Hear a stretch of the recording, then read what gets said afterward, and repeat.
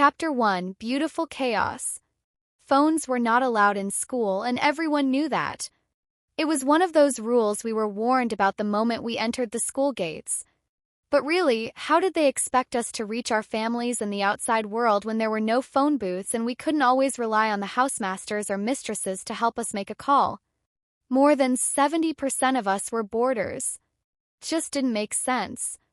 Only Form 2s and Form 3s were allowed to bring phones to school, according to the student's law. I was in Form 2 somewhere in the middle, not exactly a junior and not a senior either. On the outside, I was the good girl who followed all the rules. But in reality, I had found a way to sneak my phone into school. Not even my closest friends knew about it. I hid it in the sleeve of an old hoodie tucked away deep in my trunk. Late at night or during early prep, I'd steal moments to check messages or hear from home. At home, I was the respectful daughter who listened and stayed away from trouble. But in school, I was something else entirely. I had a hot temper and I didn't let people walk over me. The housemistress and teachers thought I was a role model. My mates? They knew I was not the type to cross. I wasn't notorious, I just didn't take nonsense. The school was full of drama. There were always whispers about who was dating who, seniors and juniors sneaking around, love letters, fights. Somehow I got dragged into one of those messes. There was a rumor going around that I was dating a senior named Alexander.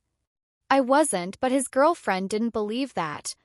She confronted me one Saturday afternoon during dining and caused a scene.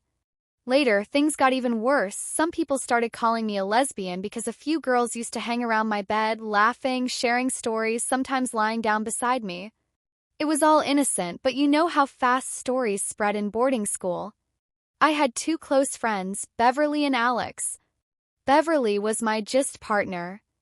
We could talk about everything, from teachers' strange habits to which senior girl had the shortest uniform. Alex was different. He was calm, smart, and had a way of understanding things. The three of us had our space. Some called us the table of gist. There was also Adina, a junior who stayed on my bed most evenings after prep, and Andrea, another junior who brought me provisions from time to time, though I never asked. I guess they felt safe around me. But even though we were just friends, people started to paint a different picture of me. Despite the drama, I was still focused. Then came midterm break. I packed my things with excitement, knowing I'd be home in a few hours. Home wasn't just a place, it was a reset button. The moment I got home, I rushed into the house. My mom, Selena, was in the kitchen preparing a welcome home meal. That smell of spices and aroma hit me so hard with memories that reminded me of all the times I missed out on homemade meals. I hugged her tightly before heading to see my sister Jenny. Her birthday had passed just before I came home, and I felt so bad for not being there. I got her two gifts, one for her birthday and one for Valentine's Day, since her birthday was a day before Val's Day. I even got something for Mum. They were both surprised. Seeing them happy made me feel like I had done something right for once. After dinner, I went to my room and slept like a rock.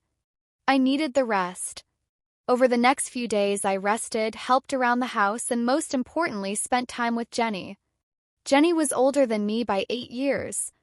We fought a lot when we were younger, but lately we had become really close, at least closer than I was with James, my elder brother.